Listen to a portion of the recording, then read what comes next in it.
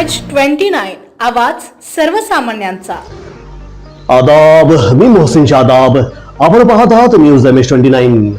उर्दू शिक्षक संघटनेच्या जिल्हाध्यक्षपदी रफिक सर तर सचिवपदी मकसूद खान सर यांची निवड।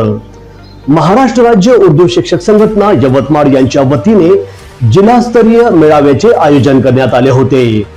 या राज्यस्तरीय मेळाव्याला राज्य उर्दू शिक्षक संघटनेचे राज्य अध्यक्ष M.A. गफ्फार, राज्य प्रवक्ता सय्यद जव्वाद हुसैन, राज्य सेक्रेटरी वासिद नवेद, राज्य संघटक अब्दुल कय्यूम, वाशिम अमरावती विभागीय अध्यक्ष हयात खान सर यांची उपस्थिती होती। मान्यवरांनी मेळाव्यात विविध विषयांवर मार्गदर्शन केले।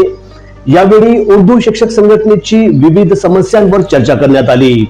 तसेच यवतमाळ जिल्हाध्यक्षपदी मोहम्मद रफिक मोहम्मद शरीफ यांची निवड सर्वानुमते करण्यात आली असून सचिवपदी मकसूद खान यांना स्थान देण्यात आले आहे।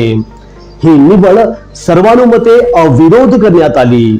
मोहम्मद रफिक हे जिल्हा शिक्षक संघटना समन्वयक महासंघाचे सदस्य असून एक सर्वसमावेशक व्यक्तिमत्व म्हणून सुपरिचित आहेत।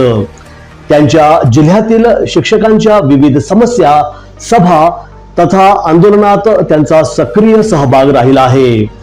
राज्य कार्यकारिणीने त्यांच्याकडे जिल्हाध्यक्ष पदाची सूत्रे दिली असून आपले शैक्षणिक व राष्ट्रीय कार्य जबाबदारीने सांभाळून संघटना बळकट करण्याचा प्रयत्न करावा असे आवाहन यावेळी करण्यात आले।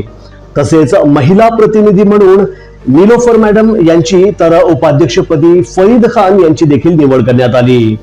या संघटनेचे माजी जिल्हाध्यक्ष इनायत खान सर यांच्या प्रमुख उपस्थितीत सर्वांना नियुक्तीपत्र मान्यवरांच्या हस्ते प्रदान करण्यात आले।